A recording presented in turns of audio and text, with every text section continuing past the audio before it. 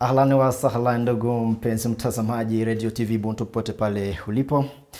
Ni furaha sio kifani kukutana nayo kwa mara nyingine tena katika kipindi chako Language Time. Naam, leo hii tutakuwa na kipindi mahususi kabisa.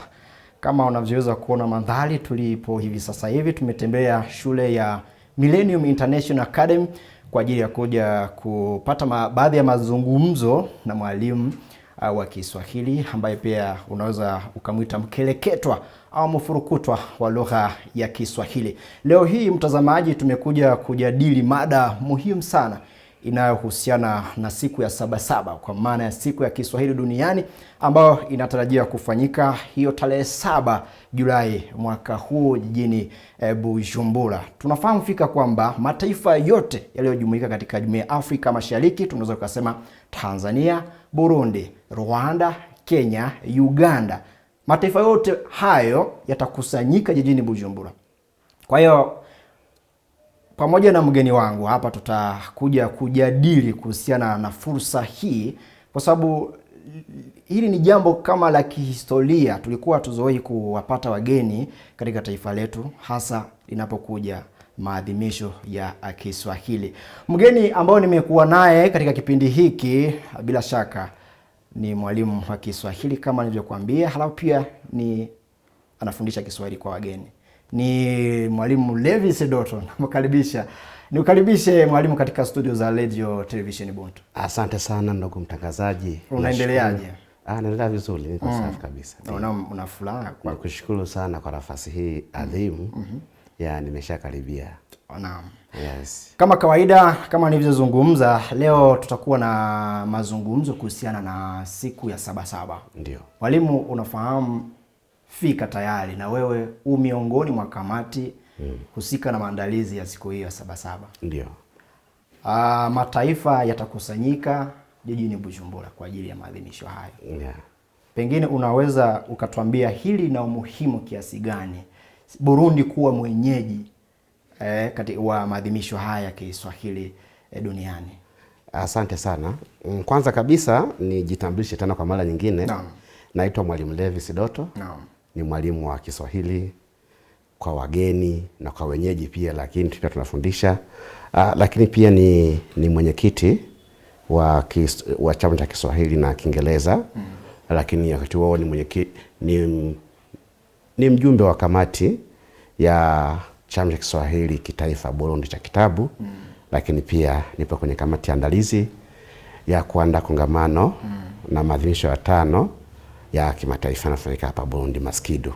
Naam. Kwa hiyo nitoe karibu sana kwa mara nyingine kwa ajili ya swali hili ambalo limeeleza kwamba umuhimu wa tukio hili ambalo linafanyika hapa nchini kipindi hiki. Kwanza kabisa nisema kwamba ni nafasi ya kipekee sana ambayo Burundi imepata. Naam. Kwa sababu fursa hii inafika wakati ambapo rais wetu mpendwa ndiye mwenyekiti wa Umoja wa Afrika. Kweli. Nchi za Afrika. Naam. Kwa hiyo kupata tukio kama hili la kuunganisha nchi mbalimbali, kwa sababu si Afrika Mashariki tu, lakini ni tukio la kidunia nzima.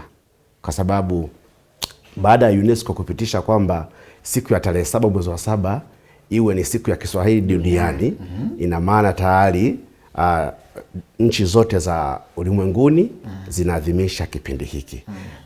Lakini Afrika Mashariki, kwa sababu ndio mlezi, ndio mama wa Kiswahili, kupitia kamati ya Kiswahili, Kakama kwa kifupi, Kamishna ya Kiswahili Afrika Mashariki, Kakama. Kwa yenyewe ndio inakuwa mwenyeji sasa wa kuratibu shughuli hizi. Kwa hiyo tunatarajia kuwa na wanachama kutoka nchi mbalimbali zinazounda Jumuiya ya Afrika Mashariki, ikiwa pamoja na Burundi, Tanzania, Uganda, Kenya, Sudani ya Kusini, Somalia, lakini pia hata Kongo watakuwepo. Naam. Ambao tunaita DRC Kongo. Ndio. Jamhuri ya Demokrasia ya Kongo. Naam. Nao pia watakuwepo. Lakini si hao tu, tunatarajia kuwa na wageni wengi kutoka nchi mbalimbali za kimataifa. Kweli. Sasa hili ni tukio ambalo lilikuwa lizoeleki sana katika taifa letu la Burundi. Ndio. Unafikiri hili linaweza likawa na muhimu kiasi gani? Kwa sababu ni kama kupendelewa fulani hivi. Ndio. Burundi kuwa mwenyeji wa maadhimisho haya, faida yake ni ipi? Kwanza kabisa kabla sijaeleza faida, nisema kwamba tukio hili linafika wakati ambapo Burundi ina kipekee kwamba ndio mwenyeji wa nchi mbalimbali. Kwa hiyo tukio hili la Burundi kuadhimisha siku hii kuwa mwenyeji inamaanisha kwanza Burundi kuna amani ya kudumu. Nchi mbalimbali zimekuwa na imani na Burundi kwamba ni sehemu safi, ni sehemu salama.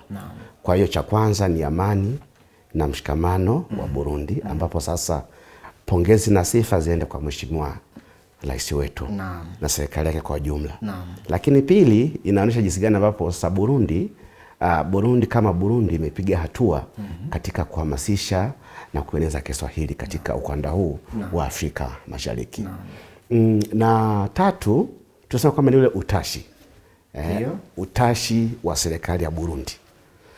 Kwa sababu ili maskidu ifanyike katika nchi fulani ni hatua, ni mchakato. Lazima nchi wanachama kupitia serikali wanachama, kusema kwamba wizara husika, mswada unaenda katika nchi husika. Baada ya Kakama kuchukua swala hilo yenyewe napeleka katika nchi husika. Kwa hiyo nchi husika inachukua swala hilo na kulipeleka kwenye baraza lake la mawaziri. Kwa hiyo swala hilo lilipofika Burundi, na maana Burundi ilikubali, iliafiki kwamba Burundi iwe ni mwenyeji. Bilini lilipokelewa bila kinyongo. Bila kinyongo. Kwa hiyo hiyo ni hatua kubwa sana kuonesha kwamba tayari Burundi kuna ule utashi. Utashi wa kutambua msingi na mchango wa Kiswahili. Tukienda kwenye umuhimu sasa kwa tukio hili kwa wananchi wa Burundi, kwanza kabisa kuna utengamano. Tunaposema utengamano maana yake ule uingiliano. Watu mbalimbali kutoka sehemu moja kwenda sehemu nyingine watafika. Na pale penye utangamano tayari kuna shughuli mbalimbali. Hapo sasa tunaangalia kisiasa, kijamii, kiuchumi. Kwa kweli hapo Burundi tafaidika sana. Tutapata wageni. Kwa wageni wanapokuwa na safiri wasema kusafiri ni kujifunza. Na wanapojifunza ni sehemu ya utalii. Kwa hiyo tayari tumeshaona kwamba hiyo ni faida kwa nchi ya Burundi. Lakini pia kuna kiuchumi pia watafaidika, sababu wageni watakuja, watakunywa maji, watakula chakula, watalala. Kwa hiyo mambo mengi watasafiri. Kwa hiyo tayari kwa upande wa uchumi pia ndogo ndogo zitabakia hapa kwetu. Kwa hiyo ni ushindi mkubwa sana.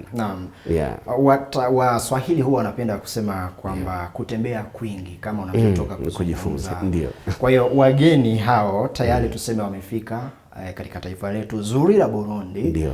Ambalo bila shaka kwa sasa hivi limejikita sana katika kuboresha mahusiano na mataifa tofauti. Tunaona kuna faida fulani ipo, lakini kwa watazamaji na wasikilizaji wanaotusikiliza na kutufuatilia hivi sasa, tuseme ujio wa hao wageni, tuseme katika nyanja ya biashara, elimu, kijamii, kidiplomasia, inaweza kuwa nini? Unaweza kutufumbua macho kidogo? Wanasema katika hali ya kawaida kwamba mwenyeji karibu mgeni karibu mwenyeji apone. Ndio. Unajua katika mazingira ya maisha yetu hapa duniani hapa, tunapopata mgeni hasa sisi wa Afrika, lazima kwa vyote vile sahadi jipya, mboga nzuri lazima itapikwa kiasilia ndivyo inavyotakiwa. Kwa hiyo nikumbushe kwamba katika kongamano hili au maadhimisho haya, kauli mbiu yake inasema ni Kiswahili wingi lugha na akili unde. Kwa hiyo tunaenda kujifunza mambo mengi sana kuhusiana na mabadiliko ya dunia kupitia teknolojia.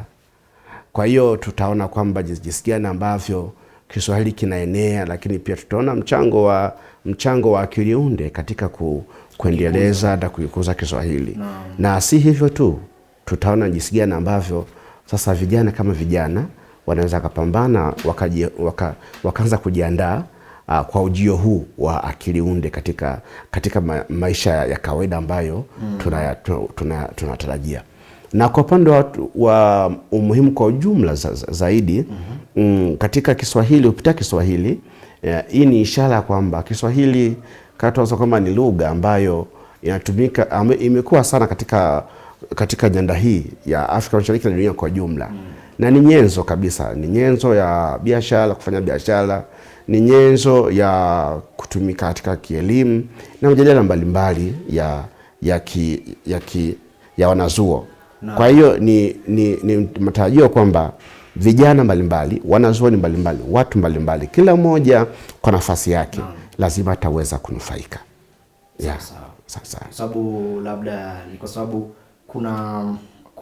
kuna madarasa pale yatatolewa. Mwingine wewe ulikuwa ufahamu, mwingine alikuwa afahamu, lakini atapata kuyafahamu kupitia maadhimisho haya. Kupitia mjadala ambao tufanyika pale, mambo yatakuwa yako sawa kabisa. Lakini mwalimu, kumekuwa na tuseme na fikra ambazo naweza nikasema kidogo hazijakaa sawa. Mara japo maneno mengi yanatumiwa na watu kadha wa kadha, mara Kiswahili siku hizi bwana bado yani. Inaonekana kama vile Kiswahili kijapewa thamani yake au kijapewa nafasi yake. Kwa hiyo tunaona kupitia vile tunavyoviona kupitia mitandao ya kijamii, sasa hivi utandawazi unazidi kupanua wigo. Sasa kutokana na hali hiyo, Kiswahili kinaendelea kujizolea umaarufu kwa kuwa na wazungumzaji wengi duniani. Kabisa. Wengi duniani. Hivi unafikiri kwa mtu ambaye bado ana fikra za hivyo, ambao hajaamka na kuona fursa zinazoweza kupatikana ndani ya Kiswahili, unaweza ukamdonolea kama tuseme kama ushauri fulani hivi, yeye aenende vipi ili pengine asikose fursa ambazo angeweza kuzipata huko mbele na zikaweza kumnufaisha zaidi? Asante sana ndugu mtangazaji kwa swali lako zuri sana. Mimi huwa napenda kutumia maandiko matakatifu. Biblia inasema kwamba mwanadamu kile anachokiona yeye ndicho Mungu anampatia. Ndio maana nasema kwamba Mungu anatupatia kile ambacho anaona kwamba tunahitaji, sio tunachokitaka. Kile ambacho tunahitaji ndicho Mungu anatupatia.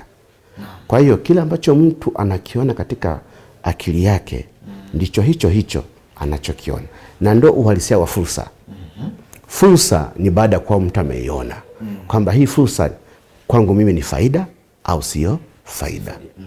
Kwa hiyo nipende kuambia watu ambao bado hawajapata taarifa ya umuhimu wa Kiswahili, wamechelewa.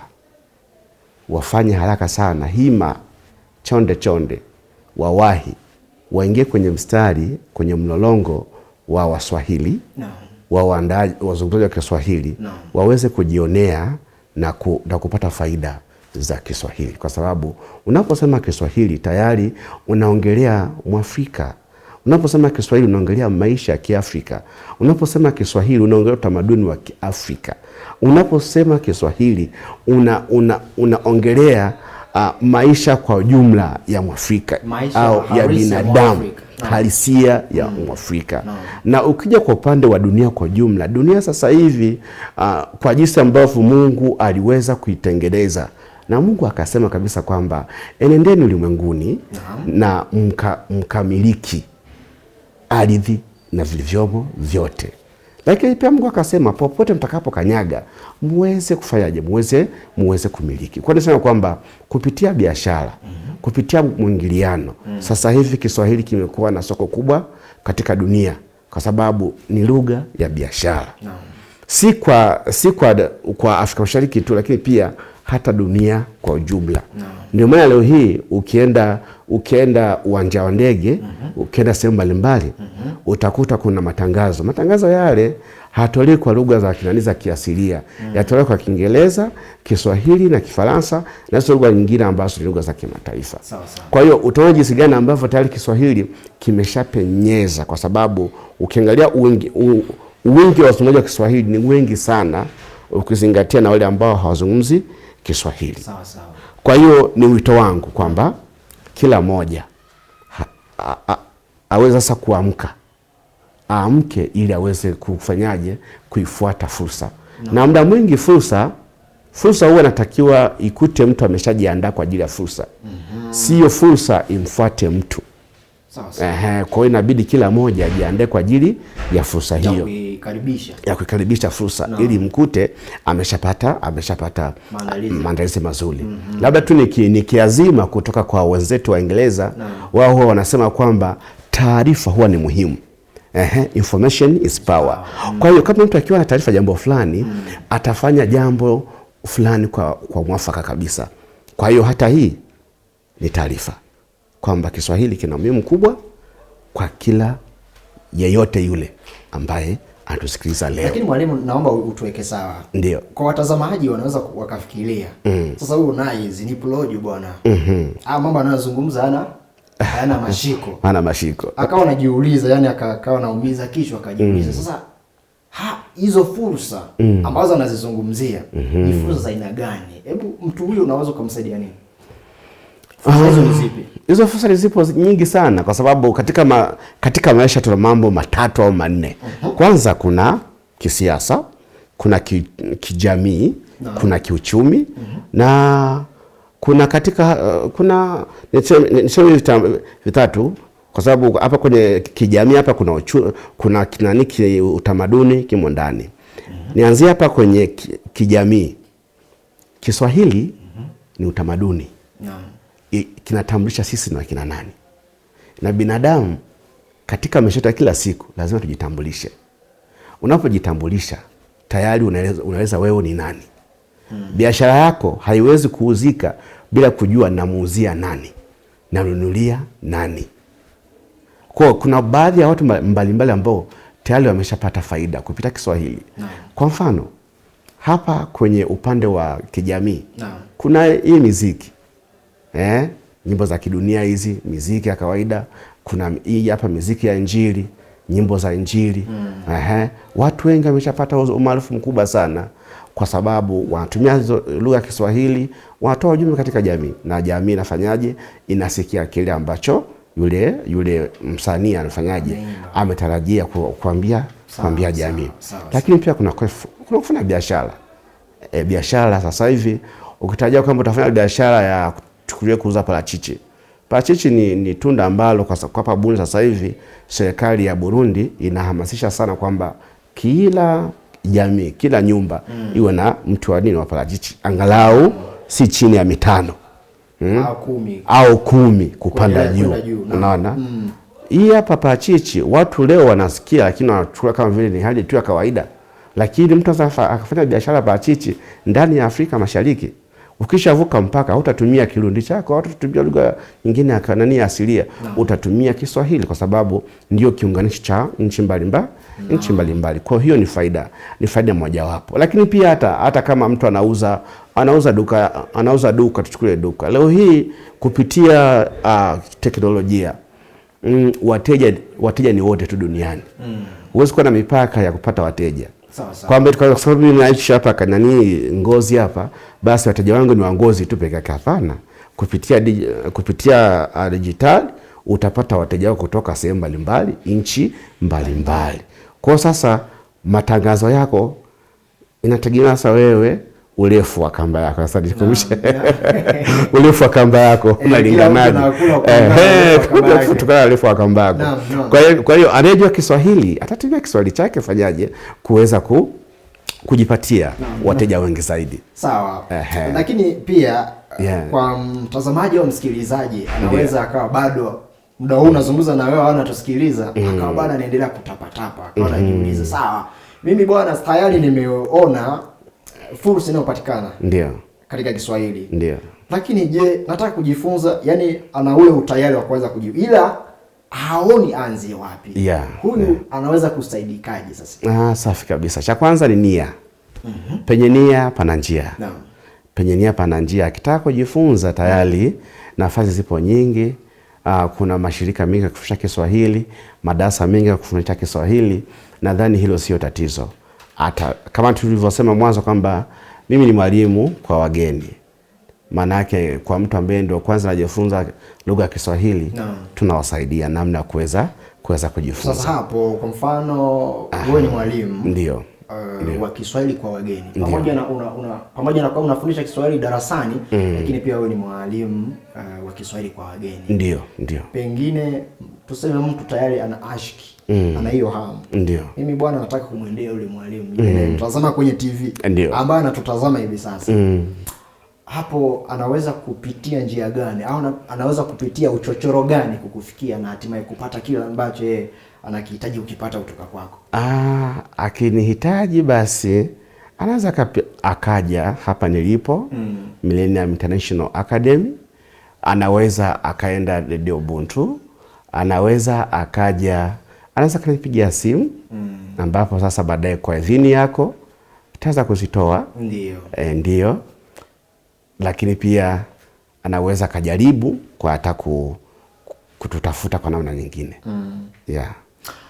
Naam, bila shaka mtazamaji umepata kusikia wewe mwenyewe kwamba labda kama bado una nia ya kutaka kujifunza Kiswahili lakini hujui uanzie wapi, bila shaka mwalimu huyu Levis Toto anaweza kuwa msaada mkubwa kwako katika kukusaidia kufika kule ambako wewe unahitaji kufika. Lakini mwalimu, tunataka tuendelee na kipindi chetu. Ndio. Katika maadhimisho haya wananchi wa Burundi wanatarajia kushiriki kwa namna gani na kwa nini ni muhimu kwa vijana, wanafunzi, walimu, wanafunzi kujitokeza katika maadhimisho haya? Kwa sababu tunajua maandalizi tayari yapo. Asante sana. Lakini walimu wale mabalozi wa Kiswahili, wanafunzi wajizatiti au wajiandae vipi, wafanye maandalizi vipi katika kuyakaribisha au katika kuyakumbatia maadhimisho haya ya Kiswahili ambayo yanatarajia kufanyika tarehe 7/7? Sawa. Kwanza kabisa kati tulivyosema kwamba lengo la mada kuu au kauli mbiu ya maadhimisho haya ni Kiswahili, wingi lugha na akili unde. Kwa tunatarajia kwamba vijana wengi waweze kuja kwa ajili ya kujizolea maarifa, uzoefu kuhusiana na akili unde na kupitia lugha mbalimbali. Lakini pia vijana watakiwa waje ili waweze kushuhudia tukio hili la kimataifa ambao kwa nchi ya Burundi ni adhimu sana. Na kama unavyojua kutaka kuwekeza katika elimu au katika nchi, wekeza kwa vijana. Vijana ni rasilimali inayokuja, ni rasilimali mali ambayo inaweza kusababisha nchi ikapiga hatua. Kwa hiyo tunapoita vijana tunamaanisha kwamba vijana waje, kwa sababu ndio taifa la kesho. Hawa ndio viongozi wa kesho, hawa ndio wasomi wa kesho, hawa ndio wenye sekta mbalimbali ambazo ni uhai wa nchi ambao kesho watakuwa na chukua nyadhifa hizo. Na katika kipengele hicho sasa inabidi waje waweze kuangalia na kuvuna maarifa. Nadhani hilo ni lengo kuu kwa nini waweze kufika. Lakini wajiandae namna gani? Wajiandae kwanza kwenye utashi. Utashi nafsini na kwenye nini? Na kwenye akili. Wawe tayari kupokea mabadiliko, wawe tayari kupokea kile ambacho kilikuwa si kizoefu sana katika uhalisia wa maisha ya kila siku. Kwa watakapokuwa tayari watakuwa wameshakuwa tayari kufanya kujifunza. Na mwanafunzi mzuri ni yule ambaye yupo tayari kufanyaje? Kuweza kupokea mabadiliko. Lakini si kupokea tu, hata kutoa changamoto pia. Hata kutoa mjadala, hata kuchangia hoja. Ndio maana wanazuoni mbalimbali wanahitajika. Na kwa pande si kwa ajili ya wasomi tu peke yao, lakini pia hata wananchi kwa jumla wanakaribishwa kwa ajili ya kuweza kuonesha kwamba hii ni nchi ambayo ina rasilimali watu, kwa sababu Kiswahili si cha wasomi tu, lakini Kiswahili ni cha watu wote. Dakta mtazamaji na msikilizaji, nikukumbushe kwamba tuko katika kipindi Language Time, na leo hii tunaangazia mambo yanayotarajia kujili katika siku ya 7/7 katika maadhimisho ya 5. Raundi hii itakuwa ni awamu ya 5. Jijini Bujumbura. Nchi ya Burundi itakuwa mwenyeji. Bila shaka unakaribishwa ili uweze kujipatia na kujizolea maarifa juu ya yale yatakayopata kujili katika nafasi hiyo. Lakini mwalimu, kwa wageni, kwa sababu Wakwange wamejiandaa kweli. Yaani wengi wao wanatamani siku hiyo ifike hata leo. wachukua usafiri wao kutoka huko wanakotoka kuingia Bujumbura. Ndio. Pengine kwa mtu ambaye labda itakuwa ni mara yake ya kwanza kufika katika taifa la Burundi, katika jiji la Bujumbura, unaweza ukamuelekeza nini pengine, au amejipanga vipi ili asije akawa ni mtu kushanga? Kwanza kabisa kwa wageni tunawakaribisha sana nchini Burundi. Ni nchi nzuri, ni nchi yenye asali na maziwa. Ni nchi yenye milima na mabonde ya kupendeza. Kwa kweli inamtoa nyoka pangoni. Kwa hiyo watarajie kukutana na hewa safi yenye rutuba nzuri sana. Lakini pia watarajie kukuta mazingira mazuri safi kabisa. Kwa hiyo wanakaribisha wageni, na kama ushawahi kutembea katika nchi zote duniani, hakuna nchi nzuri, tamu, yenye kupendeza kama nchi ya Burundi. Kabisa. Kwa wajiandae tu kunufaika tu, kula bata, hakuna tatizo kabisa. Tunakaribisha sana kujivinjari. Na mwalimu, naona kidogo hapa muda nao unazidi kutupa kisogo. Ndio. Ningependa tuelekee ukingoni. Ndio. Kwa kumalizia kabisa, ningependa utoe ushauri wowote au uweze kuzungumza lolote kama maoni kwa Warundi au Afrika wote kwa ujumla kuhusiana na kuanzisha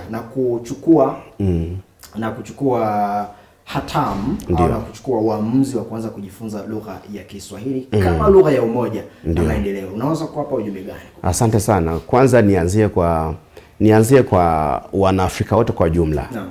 Ni kwamba katika maisha lugha ndio inamtambulisha mtu. Mwafrika akitoka hapa akienda Ulaya, nchi za wenzetu, hata kama unaongea Kiingereza namna gani, watasema wewe unatoka Afrika na lugha yako ni Kiswahili. Kwa upande wa Burundi, anayejua kitakachofanyika kesho ni Mungu mwenyewe. Lakini anayeandaa kesho kutakuwa nini ni mtu binafsi. Na Mungu anabariki kazi ya mikono yetu. Tujipange kwa Kiswahili, tupambane ili tuweze kujiunga kikamilifu katika Jumuiya ya Afrika Mashariki. Dunia ni yetu na mali zote ni zetu sisi kama wanadamu. Tukijifunza Kiswahili vizuri, tutajichanganya Kongo, tutajichanganya Rwanda, tutajichanganya Tanzania, Kenya, Uganda, Afrika, Sudani ya Kusini na duniani kote. Nitoe wito tu kila Mrundi asimame kwa ajili ya Kiswahili. Asante. Na bila shaka mtazamaji na msikilizaji, na hapa ndipo tunafikia kikomo cha kipindi chetu. Tulikuwa ni kipindi Language Time, na leo hii nilikuwa na mazungumzo na mwalimu wa Kiswahili Levis Toto, ambaye pia ni mkereketwa wa lugha ya Kiswahili. Pengine nikushukuru sana kwa nafasi na kwa maelezo ya kina ambayo umetoka kutupatia hapa. Bila shaka mtazamaji au msikilizaji amepata kujifunza vitu kem. Nami pia nikushukuru sana. Na bila shaka mtazamaji na msikilizaji, nikukumbusha kwamba kipindi hiki kimeandaliwa na Radio Television Ubuntu. Jina langu Willy Blount Wisenga. Tukutane katika kipindi kijacho inshallah. Kwaheri.